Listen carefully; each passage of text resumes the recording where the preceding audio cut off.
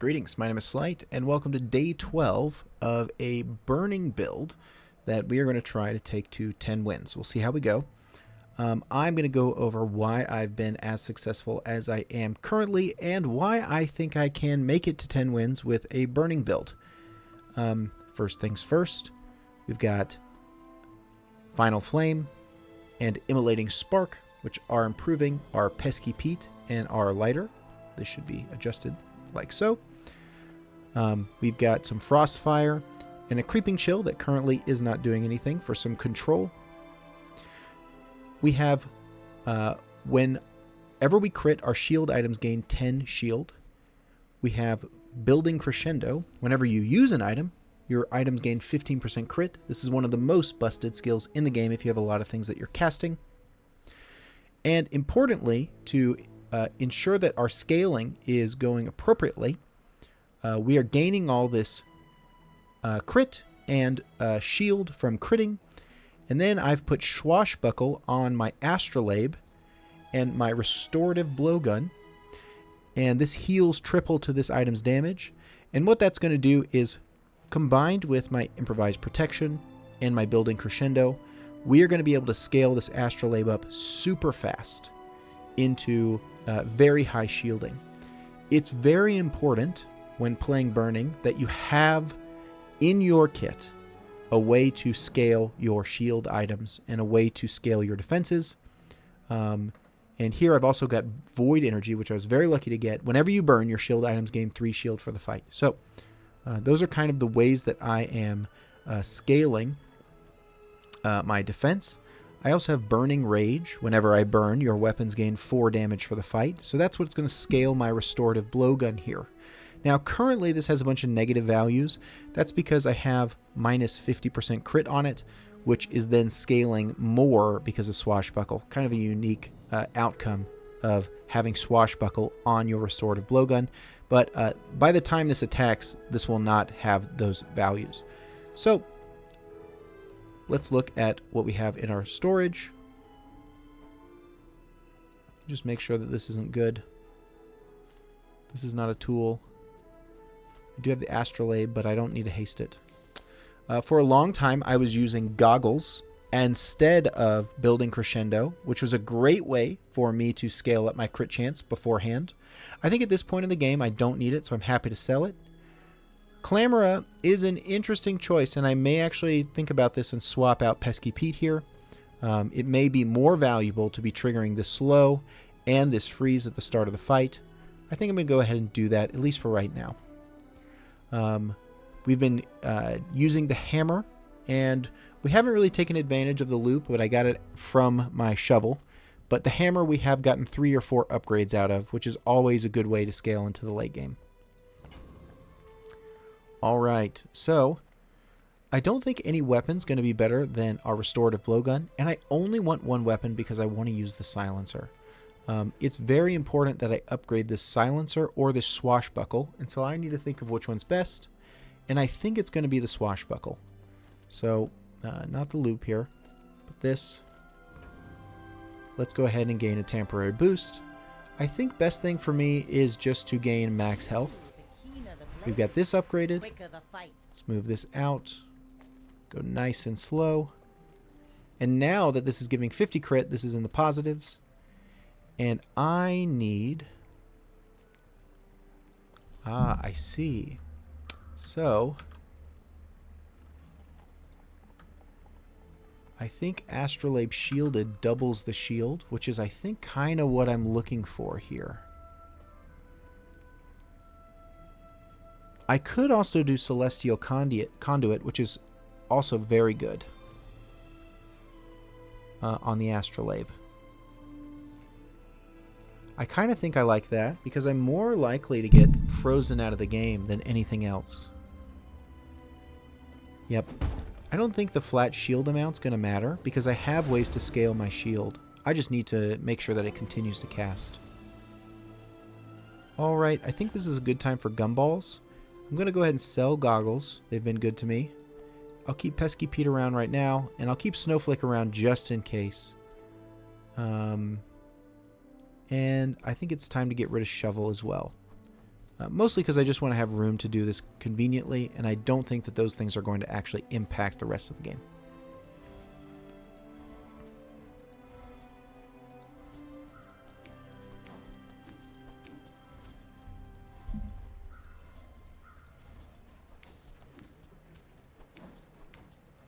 And importantly, these things affect what's in my backpack here, so I don't have to pull those out or anything to get the effects of them.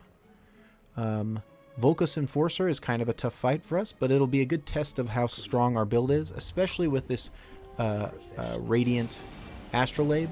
I'm excited to test how powerful this is. Our scaling's already getting pretty good. Our crit chance is already over 100.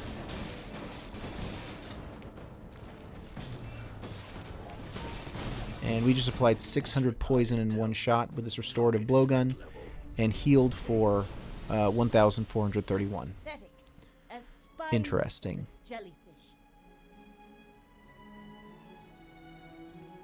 Very interesting. Just wanted to make sure that I wasn't leveling from that before I click that. It's very easy to make a mistake with the loop here. So this might be better than Clamora to have the Frost Potion plus the Snowflake. I do have Flashy Reload, which is really, really good. I'm going to go ahead and just preemptively put this hammer next to the Frost Potion to make sure that it upgrades. I'm pretty sure that is going to be better. Don't need any of that. Happy to look. Happy to look.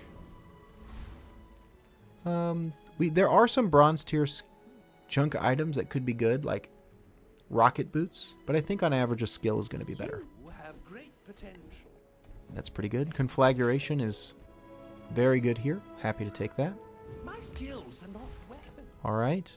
A blade can prove. Oh, and I got it. Got it. Slow 4 items for 2 seconds and freeze 1 item, or after a couple seconds freeze 2 items for 3 seconds. I think we'll stick where we are right now, and if that's the game, then that's the game. But I think we've given ourselves a good shot here. So this guy is on his last win. He is probably playing a rushdown build. Just trying to make sure there's nothing I can do to actually improve my ability to win. I could actually do this.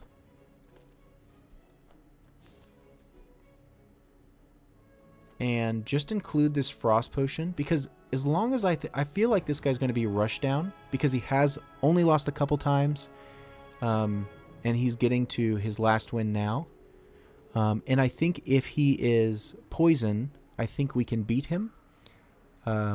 Let's give this a shot and see how it goes. Go ahead, underestimate me. It makes this more fun. You should know, I'm a bit of a legend on Pelago. Poison. I think we have a pretty good shot at this. He did kind of get a lucky freeze on our Frost Potion here. Our crits should start reloading this Pop Snappers and this freeze thing here. And with the restorative blowgun, as long as this attacks before we die next, I think it's going to be pretty tough for him to actually kill us. Yeah, we just healed for 3,000. Like my crew says at the bar, another Nice. round. I do think that our Frost Potion was better than the Silencer. Cannon, no ball.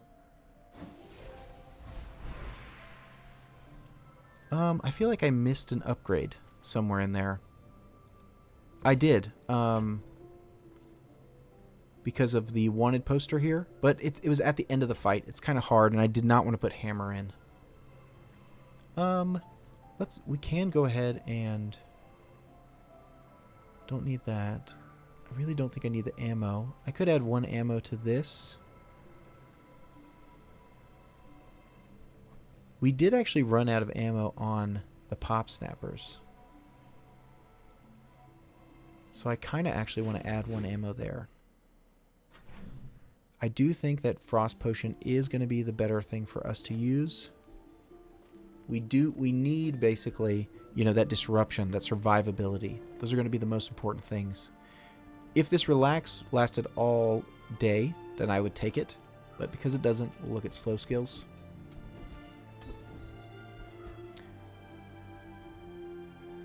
I'm happy to increase that. Now We'll take a this temporary will boost. inspire the crew. And we'll kill Void Golem. Notice that because I am playing a burn build, right? I definitely am, undeniably. That is going to be my main source of damage. But, oh, can we outscale this? Oh, it is hard. We are shielding a lot. Wow, that was pretty close. Tough fight for us with the caltrops. Waste of gunpowder. Very good item against us. Oh, I goofed again. I goofed again with the hammer. That does matter quite a lot. I do think that I'm perfectly happy taking 2 burn there. My lessons are That very well may make all the difference. So we'll see. And if it is, then, you know, so be it. That's how life goes. Bloodhound is good. One thing that's nice about Bloodhound is, like, if I apply quite a bit of burning and poison and then I kind of get locked out, sometimes Bloodhound will trigger 3 seconds, even if you're frozen or something, and kind of finish off the match for you. That being said, improvised protection is really good. It just scales up our shielding so much, and that's kind of one of the ways that we're staying alive right now. Really tough choice. Bloodhound's more of a rushdown, and I'm not a rushdown build, so I think improvised protection's the way to go. Keener the blade, the quicker the fight. Happy to improve the burn amount on my leftmost item. when you are ready. And here we are. Final fight. If I lose because I didn't quite freeze them out, that is totally a misplay on me. I bet if I wasn't recording, I probably would have not made that mistake. Not that I'm blaming that. It's just true. But we are in a very similar position. Misfit versus Slight. Just make sure there's no last minute changes I want to make. I don't think so. I don't think having this play out earlier is going to be a big deal. I think having the controls probably going to be better on average. So let's do it. We're out to dethrone a king. And main things for us to look for are I may be young for a captain, what but targets I've are we seen freezing my right at the scores. start. He's got a burning build as well. Nice. We got his restorative fire and his trebuchet. Really nice. Oh, I think he's going to have a hard time beating us. Especially now that he has 800 poison stacks on him. Yep. Nice. Good game. Talent. Our You should disruption put it there toward was nobler too much. I think we had a good shot against this player, even without. He has a good build, but I think that his build is indicative of what I think people fail to do correctly in burn builds, which is we need to take out Trebuchet as quickly as we can. That's a trap in my opinion. And we need to get some of these controlling elements, because burning, if you watch my video on like how burning actually works, you'll see that burning is self-scaling. So realistically, all I need to do in this is I have 2 burn items. They have crit, they have hotspot and conflagration, you know, and that is about all I need to be scaling up my burn damage. I need to survive, right? Because of that regressive burning curve, as long as I can manage to survive, then I'm going to be doing quite well. And this restorative blowgun obviously helped a lot with that. Being able to heal triple this item's damage and us scale up the damage with burning rage really quickly. This was getting into some insane damage. And because this also scales its damage based on crit chance from building Crescendo, I think we had a really solid build. And this is exactly the type of build I think is, for a burning build, is the one that's actually going to get that 10 wins. You saw that other one. That looked sick, right? But it's a 9-win build because it doesn't have the control elements that it needs to win. And I might even say it's an 8-win build against the right stuff. So anyway, hopefully that was interesting, and I'll see you in the next one.